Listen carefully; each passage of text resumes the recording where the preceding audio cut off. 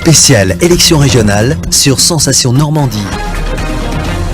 Bonjour, bienvenue sur Radio Sensation. Nous continuons notre cheminement dans notre découverte des élections régionales que vous allez sans doute avoir à étudier d'un peu plus près puisque ça approche au niveau de l'échéance. 2 week-ends importants, 6 et 13 décembre, pour élire donc nos conseillers régionaux au nombre de 102 qui représenteront la future région normande réunifiée. Ça sera du reste la dernière élection avant les présidentielles de 2017. Quelles sont encore les compétences de la région à ce jour?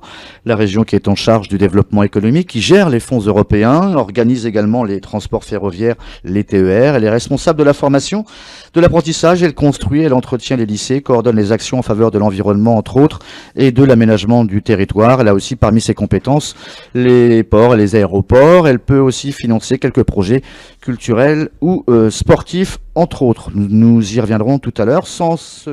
J'avais dit 106 et 104 conseillers régionaux, 55 pour la Haute-Normandie notamment. Nous allons parler emploi, économie, agriculture et politique sociale et culturelle avec notre invité Nicolas Meyer-Rossignol qui représente la liste de gauche. Je n'ose dire la gauche unifiée, en tout cas la gauche et ses sympathisants. C'est comme ça qu'en tout cas qu'on l'appelle. Nicolas Meyer-Rossignol, bonjour. Bonjour. Le nom exact de cette liste régionale, qu'on la mette bien dans l'esprit? Au service de tous les Normands. D'accord, ok. Donc, campagne régionale qui a démarré pour certains depuis quelques semaines. Pour vous, c'est depuis quelques mois. On vous voit dans différents départements qui ne sont pas forcément vos départements de prédilection. On vous a vu de la Manche à l'Orne, en passant par le Calvados, dans l'Eure. Vous êtes partout.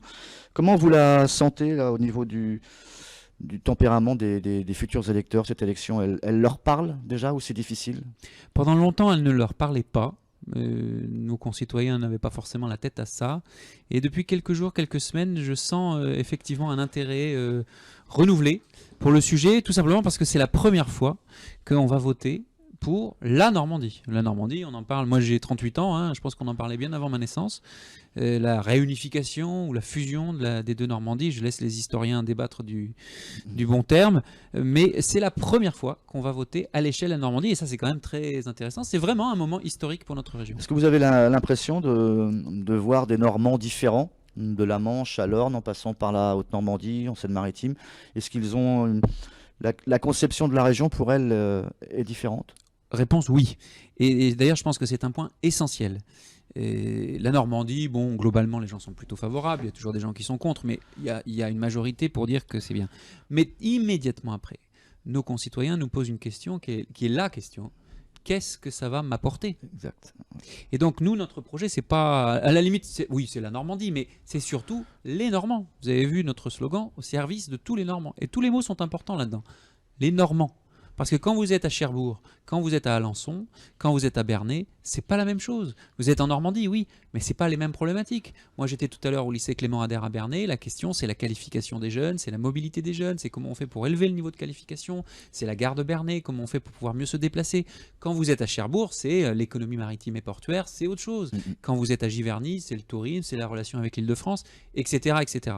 Les Normands. Et puis, au service de tous les Normands. J'insiste sur ce mot de service parce que je sens une très grande défiance. Il y a beaucoup de nos concitoyens, on ne va pas faire de langue de bois, qui nous disent la politique, on n'y croit plus. Parce que les élus devraient être au service de leurs concitoyens et parfois nos concitoyens ont l'impression que c'est l'inverse. Moi, je suis là pour essayer de remettre le système à l'endroit. C'est pas mon métier. J'ai bossé dans le privé, dans le public. Je suis élu depuis président depuis 2 ans. C'est mon premier mandat, c'est mon seul mandat exécutif et j'ai tenu à ne pas cumuler là-dessus. Et donc, je pense que c'est important d'apporter un renouveau. Et moi, j'apporte ce renouveau. Comme au niveau national, le chômage donc fait des ravages dans la région normande. La grande région unifiée d'ici janvier ne va pas trouver toute seule les solutions. Est-ce qu'on va s'appuyer encore un peu plus sur l'État, un peu plus sur l'Europe? Qu'est-ce qu'on a ouvertement à offrir à ceux qui sont en quête d'emploi? Sur le chômage, il faut être à la fois, ça peut paraître étonnant ce que je vais dire, mais à la fois modeste et ambitieux. Il faut être modeste parce que honnêtement, vous allez toujours trouver des candidats pour vous expliquer qu'avec eux, le chômage va être diminué de moitié. Si quelqu'un avait une baguette magique et une recette miracle contre le chômage, franchement, depuis le temps, ça se saurait. Donc, essayons tous d'être un peu modestes. Je pense que ça ne nuira pas à la démocratie. En même temps, il faut être ambitieux parce que c'est la priorité de tout le monde, quelles que soient nos options politiques. C'est la priorité. Alors, qu'est-ce qu'on peut faire concrètement? D'abord, je trouve qu'on parle beaucoup d'économie et pas assez d'emploi. il faut parler des entreprises et je vais y venir après. Mais le premier sujet, c'est quand même les salariés et les demandeurs d'emploi. Et aujourd'hui, qu'est-ce qui se passe? Ils vont voir Pôle emploi, c'est compliqué. J'ai rien contre Pôle emploi. Pôle emploi fait un travail extraordinaire, mais avec des moyens limités et avec un ensemble d'acteurs. Il n'y a pas que Pôle emploi, il y a les missions locales, il y a Cap emploi pour les handicapés. Et tout ça est quand même très complexe et on a du mal à s'y retrouver et parfois c'est pas assez rapide. Il faut un pilote dans l'avion. Et moi, je veux que la région s'occupe du service public régional de l'emploi pour coordonner, pour faciliter, pour simplifier, pour accélérer. On a besoin de ça. Un service public, mon emploi en Normandie. Deuxième sujet, les entreprises. Je finis juste là-dessus. C'est essentiel. Alors là aussi, comme à chaque campagne électorale, on va vous promettre de créer une énième nouvelle agence, un énième nouveau fonds. Bon, moi je veux bien, mais la réalité c'est quoi? C'est qu'à la fin tout ça s'empile, ça s'accumule, plus personne sait qui fait quoi, et au final vous avez moins d'une entreprise sur 10 qui utilise vraiment les aides publiques. Le premier sujet, c'est pas de créer de nouvelles aides. Le premier sujet, c'est de simplifier le système en se mettant avec les acteurs économiques. Moi je viens du monde du privé, j'ai travaillé dans des PME. Les PME, elles attendent pas forcément de nouvelles aides, mais elles attendent des réponses claires, rapides, efficaces. C'est ça qu'il faut leur apporter. Alors, est-ce qu'on amène les jeunes qui sont en mal de formation à se diriger vers les emplois qu'ils trouveront tout de suite? Et est-ce qu'on oriente ceux qui éventuellement auraient envie de changer d'univers professionnel vers les nouvelles technologies, etc.? Comment on peut essayer de battre ces cartes sur cette table justement du chômage et de l'emploi? De la formation tout d'abord? Oui, d'abord en mettant plus facilement en relation les demandeurs d'emploi avec des offres d'emploi et les recruteurs. Parce que on a un taux de chômage qui est élevé, vous avez raison, mais il est de à peu près 10,9 en Haute-Normandie et à peu près de 9,2 en Basse-Normandie. Ça fait à peu près 10,2 si vous prenez la somme. Et donc légèrement au-dessus de la moyenne nationale. Ceci dit, on a plutôt de meilleurs résultats ou de moins mauvais, comme vous voulez, résultats en Normandie qu'en France depuis quelques mois et quelques années. Donc tant mieux, mais c'est pas encore ça. D'abord en mettant en relation demandeurs d'emploi et recruteurs. Parce qu'on a un taux de chômage, oui, mais on a aussi des offres qui ne sont pas pourvues, ce qu'on appelle les métiers en tension. Tout à l'heure, je discutais avec des enseignants, dans l'usinage par exemple, et vous avez des gamins qui commencent leur formation et qui sont happés dans l'entreprise, qui finissent pas leur formation tellement ils ont besoin de personnes ayant cette qualification dans les PME. Donc, on met en relation plus facilement. Et c'est pour ça qu'il faut un pilote dans l'avion, pour mettre tout le monde autour de la table et pour faire avancer là-dessus. Ensuite, on adapte sur la formation professionnelle les offres de formation au bassin d'emploi. Parce que quand vous êtes à Alençon, c'est la plasturgie. Et quand vous êtes à Dieppe, c'est la mécanique automobile. C'est autre chose. Il faut adapter au bassin de vie, au bassin d'emploi. Troisième point qui est tout à fait essentiel, on essaye d'élever le niveau de qualification. Par exemple, en bonifiant les aides aux employeurs d'apprentis. Quand vous êtes dans une boulangerie, une pâtisserie, une charcuterie, coiffeur, vous recrutez des apprentis, ça se fait beaucoup, mais vous avez une bonification, vous avez une aide au recrutement pour les employeurs d'apprentis qui n'est pas forcément plus forte si vous élevez le niveau de qualification. C'est dommage. Donc il faut pouvoir mettre un peu plus d'argent quand on augmente le niveau de qualification. Parce qu'augmenter le niveau de qualification, c'est une des clés du développement de la région. Et le fameux joker qu'on sort de temps en temps, transition énergétique, création de nouveaux emplois, ça oui, c'est quelque bien chose sûr. de... Bien sûr, on a des filières qui sont en plein développement et qui marchent très bien. Le premier exemple qui vient à l'esprit, effectivement, c'est les énergies marines renouvelables, notamment sur la côte, que ce soit à Cherbourg, au Havre, à Dieppe, à Fécamp, au Tréport, mais aussi à Rouen. Il y a un centre de recherche qui se développe. Mais il ne faut pas oublier aussi l'usine du futur, l'automobile du futur, le véhicule électrique, par exemple, qui se développe très bien et qui se développe avec des usines, à Dieppe, par exemple, ou à Cléon. Mais il ne faut pas non plus oublier l'économie, ce qu'on appelle silver economy, c'est-à-dire l'économie du grand âge, de l'autonomie, de la dépendance, comme vous voulez, parce que là, il y a des besoins nouveaux, parce que notre population, elle vieillit, et donc il y a des besoins nouveaux, il y a des services nouveaux en matière de santé, en matière d'administration, et il y a des entreprises qui se développent.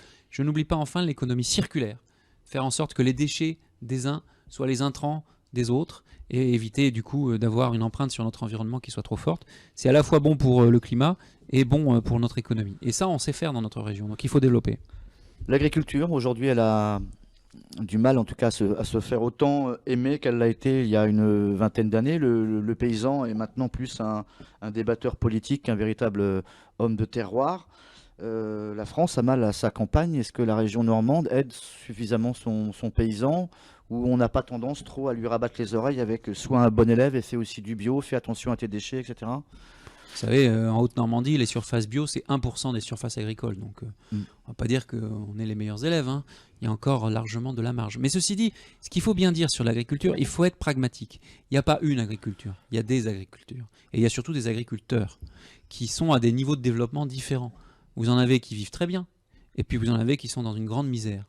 Il faut donc bien différencier en fonction du type de culture, l'élevage ou pas l'élevage, etc., etc. Et la région, elle ne peut pas tout faire. C'est pas la région qui va décider du prix du lait, hein. C'est pas la région qui va décider des normes environnementales européennes. C'est pas vrai. Ça serait malhonnête de dire l'inverse. Par contre, la région, elle peut faire 2-3 choses importantes. Aide à l'investissement.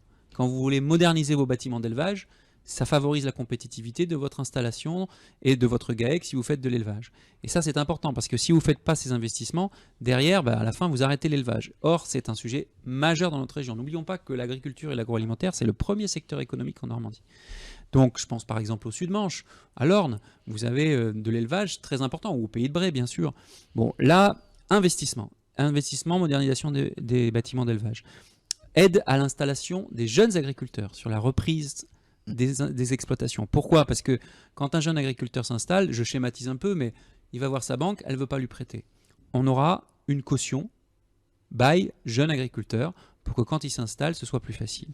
Et puis, troisième point, tout bête là encore, mais simplifier, simplifier, simplifier. Les régions gèrent les fonds européens. Le deuxième pilier, comme on dit, des fonds européens, en Haute-Normandie, ça passe de 30 millions à 103 millions. C'est énorme, c'est beaucoup plus. Et en Basse-Normandie, c'est 320 millions le FEADER. Ça fait donc 423 millions. C'est beaucoup d'argent. Il faut le gérer simplement pour que les aides soient données rapidement. Je rebondis sur un abcès national dont on a beaucoup parlé au sortir de l'été. Est-ce que l'aide d'urgence que vous avez apportée à vos agriculteurs a suffi à calmer un peu la tension? Le gouvernement a agi, les régions ont agi. Il y a d'autres secteurs où on a agi en urgence, hein, le BTP par exemple. Hein. Je crois que ça a été utile, mais c'est pas suffisant. Et encore une fois, quand on est un responsable public, il faut être honnête. Il faut dire ce qu'on fait, il faut faire ce qu'on dit, et il faut aussi marquer les limites de ce qu'on peut faire et de ses compétences. Donc la région, elle n'a pas tous les leviers, mais il y a des choses sur lesquelles elle peut appuyer fort, et c'est ce qu'on essaie de faire avec Laurent Beauvais en Basse-Normandie. Investissement, aide aux jeunes agriculteurs, transition agroécologique pour passer vers des modèles les plus possibles respectueux de l'environnement, parce que c'est la voie de l'avenir tout simplement. Défense de nos terroirs, défense de nos productions, les AOP, nos 6 AOP normandes pour la filière laitière, les 4 fromages, le beurre et la crème d'Isigny, mais aussi nos races normandes, le bœuf normand par exemple. Vous savez, il y a aussi le cidre. En mai prochain, on devrait avoir les cidres Cotentin, Pays de Caux par exemple, qui pourront être labellisés aussi. Bon, on a des productions d'excellence, je pense, production ostréicole et conchilicole aussi. Défense de tout ça, et puis, encore une fois, j'insiste là-dessus, simplification. Les produits de la mer. Oui, tous les produits de la mer de manière générale. Le bulot à Granville, mais vous en avez d'autres. Hein. On est premier sur la carotte sableuse à Créance, par exemple. On est premier ou deuxième sur les poireaux. On est une très grande région agricole. On est deuxième sur la carotte sableuse, ça va nous motiver pour les prochaines semaines. Le transport, est-ce qu'on a... Et ne sous-estimez pas ça. Hein. Non, si vous allez à la foire de l'Essai ou à la foire de Gavray dans la Manche, exact, vous allez voir le monde qu'il y a. La fameuse foire aux chevaux. Le transport, on a encore le moyen de se dire que le train c'est bien, ou alors il faut peut-être maintenant se dire que ça ne changera pas, quelle que soit la couleur de la future direction régionale. C'est moins pire en Haute-Normandie qu'en Basse. Certains le disent que c'est plutôt le contraire. Oui, là encore, hein, on peut faire du yaka faucon. Ça, c'est la période électorale. Alors chacun va avoir une solution miracle. Ou on peut essayer d'être sérieux et précis. D'abord, il faut distinguer les types de trains. Il y a les TER, qui sont ceux dont la région a la charge. Ce sont les trains intra-régionaux. Ceux-là, ils marchent très bien. On est parmi d'ailleurs les meilleurs avec l'Alsace au niveau français. Donc ça marche plutôt très bien. Ce sont des trains, les TER, dont on fixe la fréquence, la desserte, les tarifs, etc. Et là, il y a des améliorations encore à apporter, notamment entre Caen et Rouen. Vous avez peut-être vu qu'on a des TER maintenant avec un tarif plus faible pour les moins de 26 ans. C'est logique, c'est la réunification, c'est les deux futures ex-capitales. Bon, ça avance bien. Et puis après, vous avez les lignes dites intercités, qui sont des lignes nationales, qui vont vers Paris, Paris-Granville, Paris-Camp-Cherbourg, Paris-Rouen-le-Havre. Ces lignes-là, elles marchent pas bien du tout. Mais je n'en décide comme président de région ni les tarifs, ni la fréquence, ni la desserte. C'est national, c'est l'État avec la SNCF. Donc il faut faire pression dessus, oui. Mais vous savez, sortir les bonnets rouges, moi je veux bien. Hein. Mais si la seule proposition d'un élu, c'est de sortir les bonnets rouges, on n'a plus besoin des élus. Hein. Un plan Marshall pour le train. Un plan Marshall, je ne sais pas ce que ça veut dire, un plan Marshall. Par contre, un plan d'investissement sur les infrastructures, ça c'est utile. Mais il ne faut pas se restreindre au ferroviaire. Sur le ferroviaire, soyons concrets, c'est quoi? Qu'est-ce qu'on peut faire concrètement? D'abord, il y a le long terme, c'est la ligne nouvelle Paris-Normandie. Mais ça ne sera pas avant 2025, il faut le dire. Ça n'empêche qu'il faille commencer maintenant, mais ça va prendre un certain temps. Mais avant ça, qu'est-ce qu'on peut faire sur du court terme? Les gares, accessibilité des gares, rénovation des gares, pôles multimodaux, les parkings, les voies vertes, les abris vélos sécurisés. Les télécentres, on a commencé de le faire à Vernon, et on va en faire un aussi à Bernay. Vous allez dans la gare, vous attendez quelqu'un, vous attendez un train, vous avez un espace privatif où vous pouvez brancher votre téléphone, où vous avez accès à Internet, où vous pouvez travailler. C'est tout bête, mais ça change la vie. Les rames, changer les rames sur les lignes intercités, les lignes nationales, c'est une décision de l'État pour que d'ici 2025, on n'ait plus que des trains neufs. C'est le cas déjà sur Paris-Granville, c'est en cours avec les Régiolis. C'est le cas sur Dieppe-Rouen avec les Régiolis, qui sont les meilleurs trains qu'on fasse en France. Mais par contre, sur Paris-Caen-Cherbourg, ça ne va pas du tout, et sur Paris-Rouen-Le Havre non plus. Changer les trains. Le Wi-Fi dans les trains. Ça, ce sont des choses concrètes qu'on peut faire et qui doivent être améliorées demain. Le citoyen, lui, ce qu'il attend, c'est que le train arrive à l'heure. Généralement, Oui. c'est son premier critère. Mais de ça, mécontentement. on a une problématique de sillon. Aujourd'hui, la difficulté qu'on a, c'est que sur les TER, ils sont parfaitement ponctuels. Par contre, sur les lignes vers Paris, vous voyez très bien, dès que vous arrivez vers le secteur de Mantes, vous avez beaucoup plus de monde. Vous savez, Paris-Saint-Lazare, c'est la grande gare pour les lignes Paris-Caen-Cherbourg ou Paris-Le Havre. Deuxième gare d'Europe, 1500 trains par jour, dont seulement 100 normands. Vous êtes noyé dans le trafic francilien. Donc on peut raconter ce qu'on veut. La seule vérité sur ce sujet-là, c'est qu'on n'a pas assez de sillons pour les trains normands. Et donc ça, c'est le projet de ligne nouvelle Paris-Normandie pour créer un nouveau sillon. C'est vraiment compliqué. Ça va coûter plusieurs milliards d'euros. Mais il faut s'y atteler tout de suite, et c'est ce qu'on est en train de faire, pour que d'ici 2025, on puisse avoir des sillons supplémentaires. Aujourd'hui, il n'y a pas de ligne pour le fret. Du coup, le train de fret, il circule avec les trains voyageurs. Bah oui, sauf que le train de fret, vitesse maximale, 80 km/h. Vous comprenez bien que ça limite le système. On marque une petite pause, on se retrouve dans quelques instants pour la deuxième partie de cette émission consacrée aux élections régionales. On parlera entre autres politique sociale et éducation.